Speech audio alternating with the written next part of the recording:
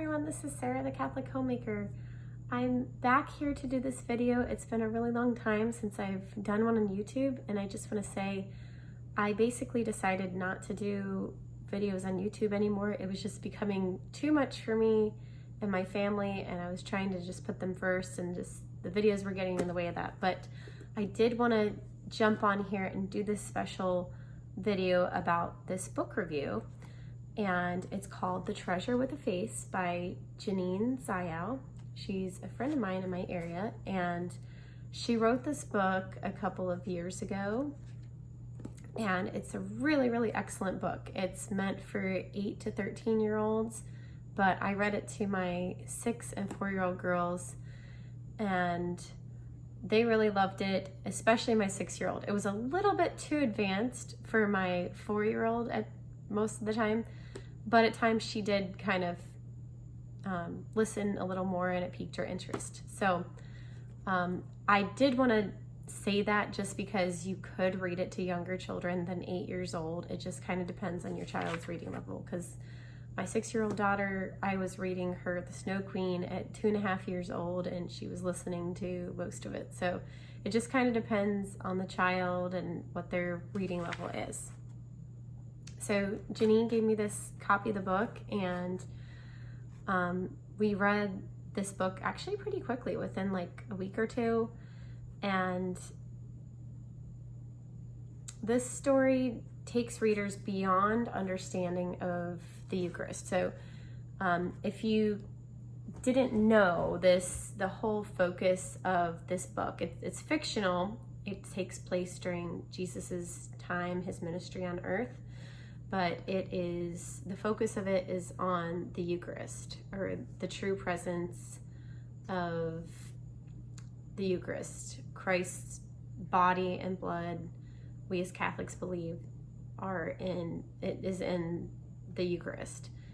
And so just for those of you who aren't Catholic, or maybe who don't understand that teaching of the Church, we as Catholics are supposed to believe and do believe that Christ is truly present in the Eucharist when we receive him at Holy Mass.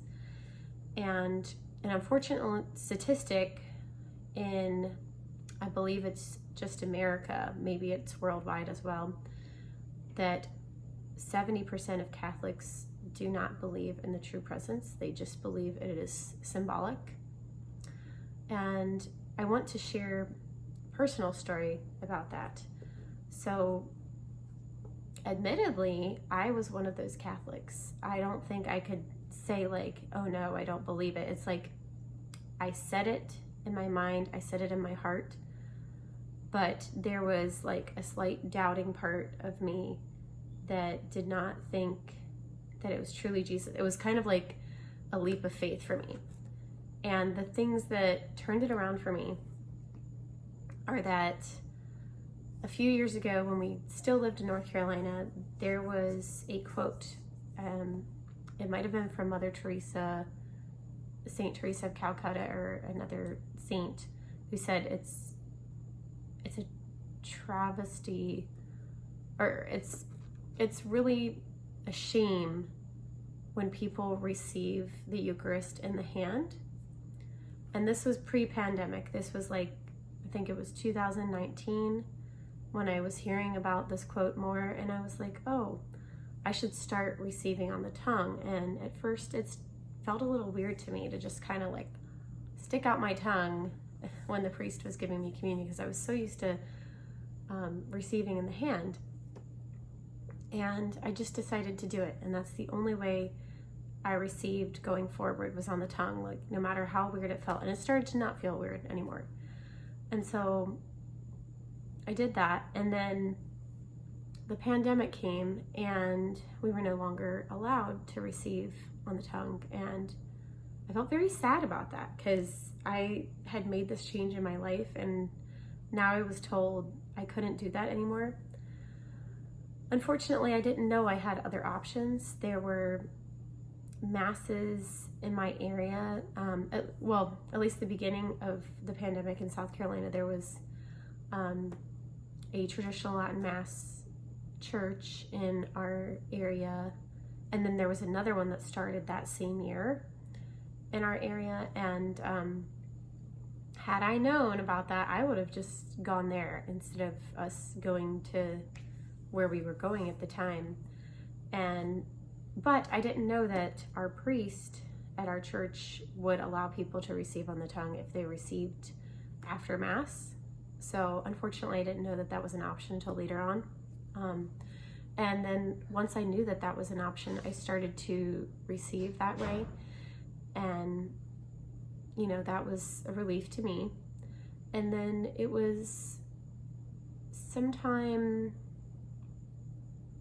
I think it was about 1.5 years ago, I was singing at Mass and I was about to go up to communion, and we had a newer priest there, and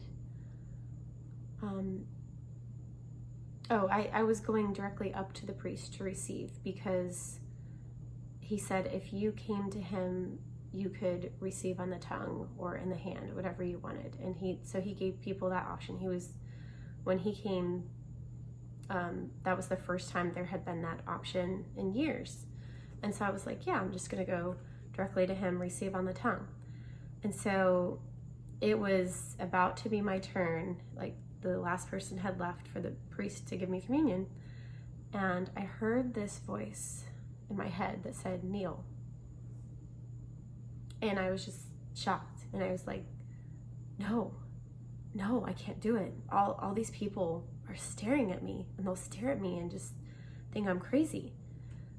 And so I disobeyed that voice, and I received communion on the tongue, but not kneeling, because I had never received kneeling before, unless, I don't know if I ever did, actually. Maybe at my wedding, I think, because we were on a kneeler, and that's how we received at our wedding. But yeah, so I decided not to listen to that voice. It was like a split second. I was like, no, I can't do it. And then just the feeling that overcame me afterward was just totally awful. I was like, I cannot believe I did not listen to our Lord. That was our Lord speaking to me, and I didn't listen. And so I was like thinking to myself, okay, next time I will receive on my knees. And so it was like, I don't know, the very next day, it was within the same week, I was going to Mass again and going up to the priest again to receive on the tongue. And I heard the same voice. I heard, kneel. That's all I heard. And I decided to just obey, no matter what the consequences were. And ever since then, I have always done it that way. I've always received on the tongue and kneeled. And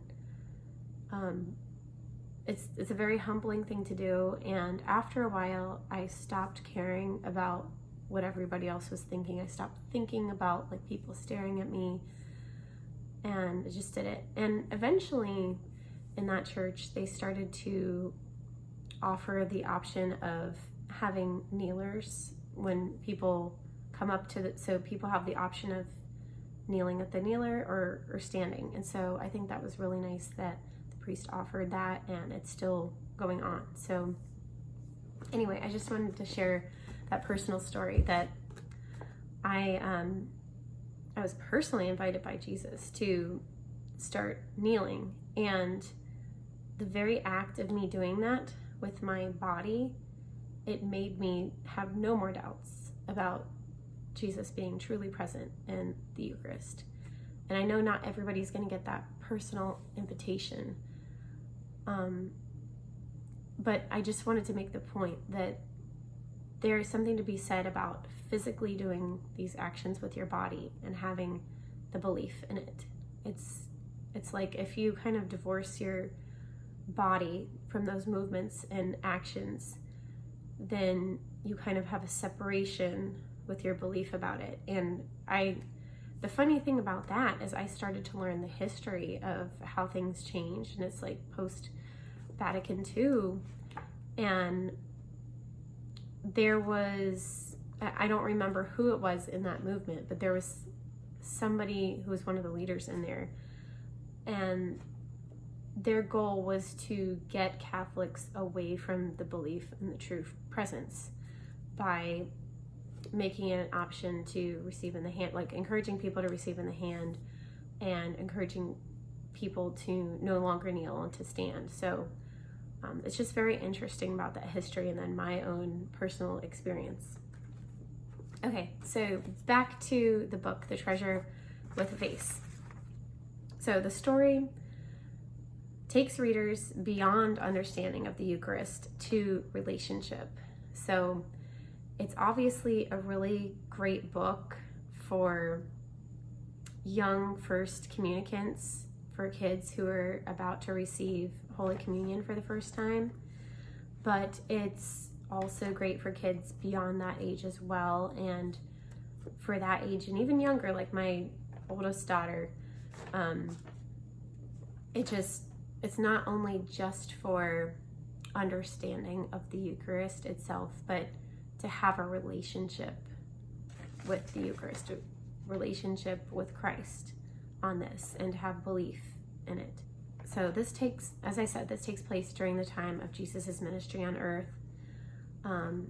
This book is also great for teaching virtue to your child, because the main character, Eli, he's juvenile and naive, but he comes to truly rely on his faith in our Lord. When things are trying for him, he doesn't lose his morals. He decides to trust in God to provide for him. So the main character is 12 years old, and he's a treasure hunter. He's searching for the Ark of the Covenant, and so it's very engaging and captivating, especially for young readers, because it's an adventurous story, and it takes place in ancient Israel. So it's you're learning about the culture during that time, and it's great for students studying ancient times. And there's a lot of, as I said, like they're trying times for the main character, Eli, and there's enemies that he has to face, but that there are times in there where he has dilemmas about what to do morally, and he makes the right decision even at a cost to him. So again, it's a great book for teaching virtue to your children. And the Eucharistic theme is timely during this, because we're in the midst of the Eucharistic revival. That's a movement with Catholics, and it's trying to get people to have a better understanding of the true presence. And also in the back of the book, there are discussion questions and answers. There's a glossary just for teachers and for homeschooling. It's considered to be historical fiction because it immerses readers in the culture of ancient Israel. If you're wanting to purchase this book, the book's available on Amazon, or you can ask your Catholic bookstore to order it for you. The author also has a website, JaneneZaio.com. I can include that in the notes, but it's JaneneZaio.com. Janine and the True North Book Club released a companion literature program with comprehensive lessons and videos that teach the lessons, so it's easier for teachers and homeschooling families to use the book as part of their literature curriculum. So that wouldn't be so great for kids who are my daughter's ages, just like first grade level or going into first grade, but for the appropriate age level that she included, ages 8 through 13 during those homeschooling years, so maybe like 3rd through 8th grade, that would be a great companion program that you might want to consider. It's the course is $67 for a family. You can go to truenorthbookclub.com on the middle grade tab if you are interested in that. It's great for families who want to share literature, history, religion, and art lessons together, just while they're reading a fun-filled story together. The course has 24 videos, and so students are able to work independently if they so choose. There's a literary guide, and Janine, they share behind-the-scenes insights, personal stories, and author secrets as they walk readers through each chapter of the book. And they analyze characters and themes, discuss literary techniques, explain 180 vocabulary words, make historical connections, and share writing tips. There are some hands-on projects included in this course, and they're great for aspiring engineers, architects, bakers, priests, and others. Activities, some of them include building a smaller replica of the Ark of the Covenant. That's exciting. Walking through or flying over an interactive 3D rendering of ancient Jerusalem. Watching a video about the construction of the temple in Jerusalem. Making a cake using ingredients from the Bible, and much more. And there's 12 cross-curricular lessons. It makes a good unit study over 12 or up to 24 weeks of learning. So that's the information about the course. Also, the Catholic Writers Guild awarded their book, awarded Janine's book a seal of approval. So you can see right there, that's their seal of approval. And they are a group of practicing Catholics who basically choose books that are loyal to church teaching. So you can check out their website as well if you want to check out other books in that same category, or not same category as this book, but just if you're looking for books for your kids that are loyal to church teaching. So I hope you have found this review to be helpful. My kids really love the book. Definitely one that you want to have in your collection, and I hope that my daughters, I'm sure they're going to want to actually read it when they're able to read themselves. My 6-year-old, I plan on teaching how to read this coming school year.